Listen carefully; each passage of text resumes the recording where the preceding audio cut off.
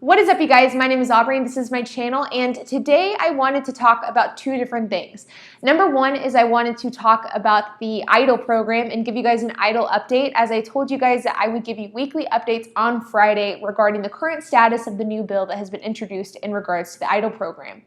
But in addition to that, I also wanted to take some time and talk about the SBA and defunding the SBA and what my personal stance of that is.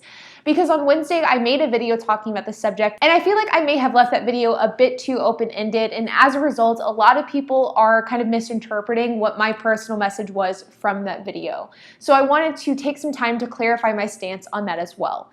So let's get started. On Wednesday, I created a video talking about the potential fraud that has been taking place in the SBA and the potential steps that the government has been taking to cover that fraud up.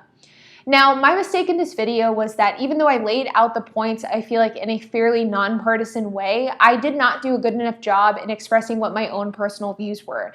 And a lot of people interpreted me making that video as stating that I do think that the SBA should be defunded. So I do want to take a few moments and kind of explain what my thought process is and what my personal view is of the SBA, because I don't think that the SBA should be defunded, and I want to explain why I think that this is the case. Now, the SBA was created for small businesses as a resource, as a partner, as a funding option for people who wanted to create a business. And for a lot of people, the SBA has done that, and I'm a perfect example of that. I was able to get $330,000 in funding through the SBA and through a certified bank. And though I did have to meet a lot of requirements in order to do that, I had to jump through a ton of hoops to do that. Like, I had to put 20% down, I had to sign over my house, I had to do all of these things in order to secure those funds. It was ultimately because of the SBA that was even possible. And so I do think that the SBA does a lot of good.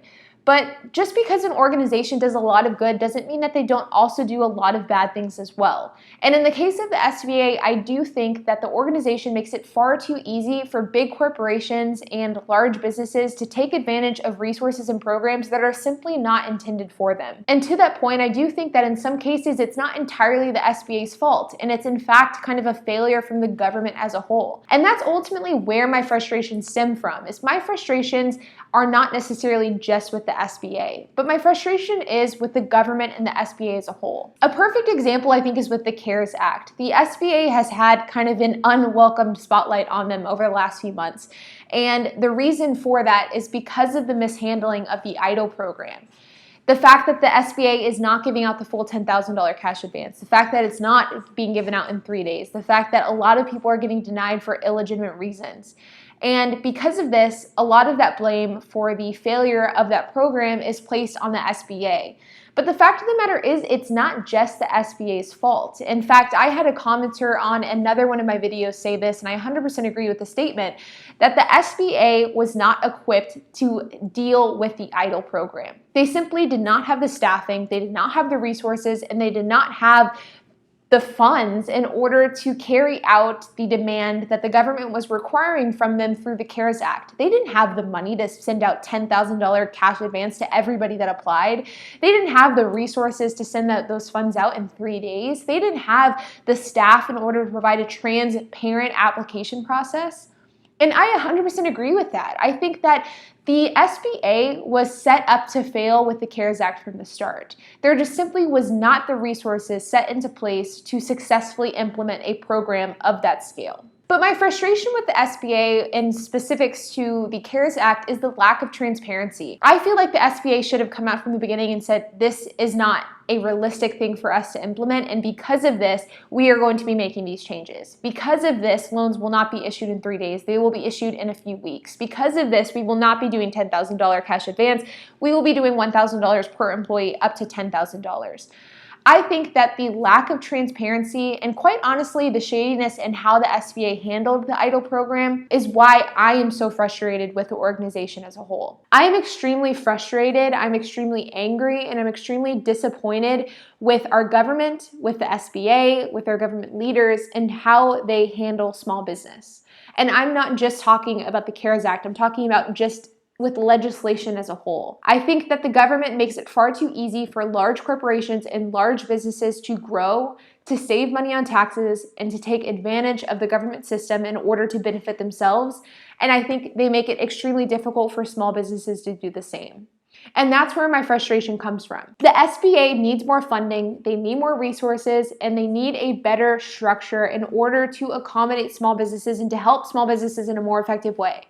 They need safeguards in place to prevent people from committing fraud. They need safeguards in place to prevent large corporations from taking advantage of programs meant for small business. They need safeguards in place to prevent the exact thing that is happening with the EIDL program, which is dozens, if not hundreds, if not thousands of people are taking advantage of a program that was meant for small business. And that's where my frustration stems from.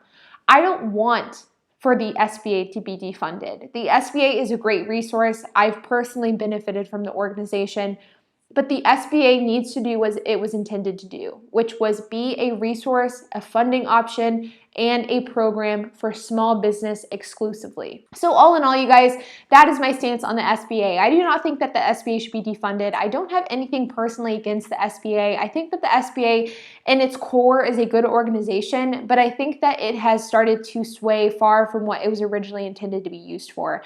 And I think that we need to restructure the organization to really focus what it was intended to be used for, which is to be a resource, to be a funding option, and to be a partner for small business in America. And as of right now, I don't feel like they're doing that effectively. But I also don't think that it's just the SBA's fault that they're not doing this. The government needs to step up. They need to provide the SBA with more funding, with more resources, and with a better structure in order to set themselves up for success.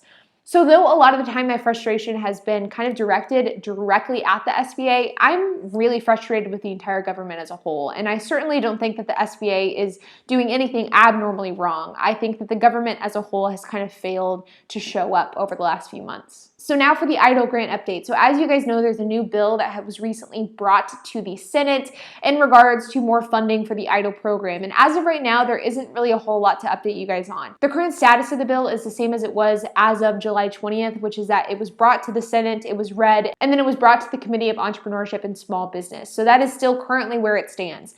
We have not added any more co-sponsors to the bill, and there really hasn't been a whole lot of progress. But that doesn't mean that you guys can't still do your part in the meantime of contacting representatives and letting them know how you feel about this bill and that you want this bill to be passed. But all in all, you guys, I appreciate every single one of you who subscribe to the videos, that continue to comment, that continue to like, and that continue to engage with the videos. And I love to hear what you guys have to say about all the content that I put out. And I also appreciate you guys calling me out on stuff as well. And that video that I published on Wednesday, I did get a number of you guys who said, how can somebody who received a SBA loan be so anti-SBA? And that's ultimately what prompted this video. Is I don't want to be known as some anti-SBA person who wants to defund the organization or who hates the government and hates our government leaders, and that simply isn't the case. I think that the government, I think the SBA, and I think that our government leaders can do good things, and they have done good things in the past. But just because somebody or something does something good doesn't mean that they also aren't immune to criticism. I think that they need to refocus their efforts to small business in regards to the SBA. And I think that there's a lot of improvements and a lot of changes that need to be made to government programs in order to benefit more people. And that's where my criticism and kind of where my frustration stems from. But overall, I do not think the SBA should be disbanded. I don't think it should be defunded, but I do think it should be reformed. So with that being said, you guys, I appreciate you guys watching the video. Make sure to hit that like button, hit that subscribe button, hit that notification bell, and I will see you guys in the next video.